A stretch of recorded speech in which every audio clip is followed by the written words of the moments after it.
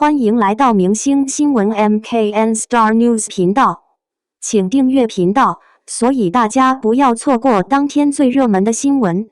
我们今天的时事通讯包括以下内容：迪丽热巴靠爹出名，顶流背后的家世、风波与真相，一场被误读的娱乐圈样本。娱乐圈从不缺故事，但有些故事会在某个节点突然被重新讲述。2026年3月，当迪丽热巴刚从一场被称为中东惊魂的风波中回国不到24小时，一条旧闻却像被人刻意翻出来的旧档案，在网络上迅速发酵。迪丽热巴其实是靠爹出名。双引号，这个说法一出现，立刻在社交平台掀起轩然大波。有人惊讶，有人质疑，也有人嘲讽。原来顶流的起点早就不一样。双引号，但作为一个在娱乐圈跑线多年、见过无数明星起落的记者，我更清楚，任何一条看似惊人的爆料，背后往往藏着比标题复杂的多的真相。于是，我们决定把这条传闻从头到尾拆开来看。这不仅是一个关于迪丽热巴的故事，更像是流量时代的一个缩影。被扒出来的父亲，一个真正的艺术家。3月10日，一段舞台视频突然在网络上走红。画面中，一位身穿民族服装的中年歌者站在舞台中央，演唱经典歌曲《草原之夜》。声音一开口，很多网友就愣住了。高音通透，气息稳健，情感饱满。评论区几乎清一色的感叹：这是教科书级的唱法。双引号，老艺术家的功底太可怕了。双引号，随后有人认出，这位歌者正是迪丽热巴的父亲，迪丽穆拉提·艾拜杜拉。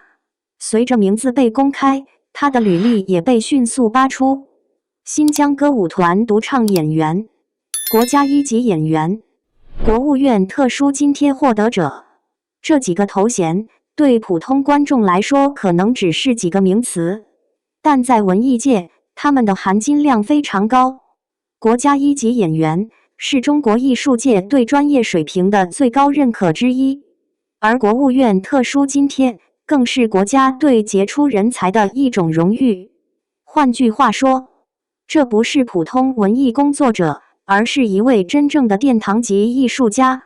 很多网友这时才恍然大悟，难怪迪丽热巴气质这么好。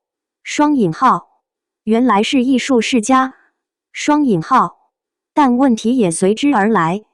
既然父亲是这样的身份，那他是不是靠父亲进入娱乐圈的？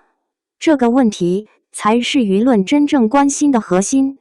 新疆歌舞团女孩的起点，如果把迪丽热巴的人生轨迹往回拉，你会发现她的成长路径其实并不神秘。她出生在新疆乌鲁木齐，父亲是歌唱演员，母亲是普通家庭成员。从小，她的生活环境几乎被艺术包围，歌声、舞蹈、舞台，这些元素是她童年的日常。9岁那年，她被送进艺术学校，学习舞蹈、声乐、表演。很多人以为这是父亲的安排，但在新疆文艺系统内部，其实有一个很普遍的传统：艺术家庭的孩子很容易从小接触文艺训练，但这并不意味着轻松。艺术院校的训练强度极高，每天练功、压腿、基本功训练，很多孩子坚持不到1年就放弃。迪丽热巴却坚持了下来。15岁，她进入新疆歌舞团学习，这一步在当时其实并没有任何明星光环，那只是一个普通文艺团体，工资不高，舞台有限。但正是在那里，她开始真正接触舞台表演。从歌舞团到影视圈，一次偶然的转折。很多人不知道的是，迪丽热巴进入影视圈其实并不是一条早就规划好的路。真正的转折发生在2010年前后。那几年，新疆影视项目逐渐增加，一些剧组开始在当地寻找演员。迪丽热巴因为外形条件突出，被推荐参加试镜。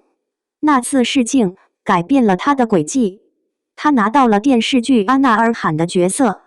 这部剧拍摄地点在吐鲁番，夏天的气温接近40度，很多演员拍2场戏就要回车里降温。但剧组工作人员后来回忆说，迪丽热巴几乎没有用过替身，沙地奔跑、长时间外景拍摄，她都自己完成。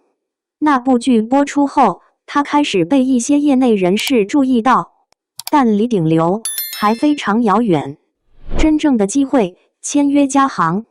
迪丽热巴人生的第2个转折是2013年，那一年她签约嘉行传媒。当时的嘉行还不是今天的资本巨头，公司刚刚起步，资源有限，很多演员需要自己去跑剧组。后来的一切才逐渐发生。她出演《古剑奇谭》中的小师妹，角色戏份不多，但观众记住了她的脸。之后克拉恋人的高文让她第一次真正爆红。那个角色古灵精怪，个性鲜明，观众开始意识到，这个新疆女孩不仅漂亮，还有表演灵气。从那之后，她的事业一路上升。三生三世十里桃花，漂亮的李慧珍，长歌行，一部部作品让她稳坐一线女星位置。靠爹论为何突然爆发？那么问题来了，如果她早就走红，为什么靠爹出名的说法直到2026年才爆发？答案其实很简单，舆论需要新的话题。在娱乐圈，一旦明星进入顶流阶段，任何细节都可能被放大，家庭背景、成长经历、旧照片，这些都会成为新的讨论点。而迪丽热巴父亲的身份本身就非常戏剧化，国家1级演员、艺术世家，这样的标签天然容易被解读为资源背景。于是，一个简单的叙事被迅速构建出来。他能成功，是因为父亲。双引号。但问题是，这个逻辑并不成立，因为文艺系统和娱乐资本体系其实是2条完全不同的路径。歌舞团演员很难直接影响影视资源，娱乐圈真正的资源分配来自影视公司、资本和市场。中东惊魂，另一场舆论风暴。就在靠爹论发酵的同时，迪丽热巴刚经历另一场风波。3月初，她原计划前往巴黎时装周，作为某奢侈品牌的全球代言人，她本应出席大秀，但行程突然中断，原因是中东地区航班大规模延误，她在迪拜滞留数日，很多行程被迫取消。后来她回国后，一些消息开始在网上流传，有人说她被困机场，有人说她团队安排失误，甚至还有人编造更离谱的故事。这些信息真假混杂，很快形成新的舆论漩涡。流量时代的放大镜。作为记者，这些年我见过太多类似的案例。一个明星的任何经历都会被放进流量时代的放大镜下。家庭背景会被解读为资源，行程问题会被解读为阴谋，甚至普通工作安排也可能被当作戏剧冲突。迪丽热巴只是其中一个典型样本。她的故事之所以引发如此大讨论，是因为几个因素同时叠加：顶流流量、艺术家庭背景、国际时尚资源、突发行程风波。这些元素叠在一起，就形成了完美的话题爆点。真正的问题，努力是否被忽视？在采访一些业内人士时，他们给出的评价非常一致。迪丽热巴在剧组的工作态度一直被认为是认真的，很多导演都提到过同一点。她很少迟到，也很少抱怨拍摄条件。在拍《长歌行》时，很多动作戏她都亲自完成。当然，这并不意味着他没有资源。在娱乐圈，没有资源很难成为顶流，但资源并不等于成功。真正决定一个演员能走多远的，仍然是观众的接受度。舆论的两极，捧杀与棒杀。娱乐圈有一句老话，捧杀和棒杀其实是同一件事。当明星被推到顶峰时，所有优点都会被放大；当风向改变时，同样的优点也可能变成缺点。迪丽热巴正处在这样的阶段，有人把她的家庭背景当成荣耀，有人却把她当成原罪。但事实往往比两种极端都更简单。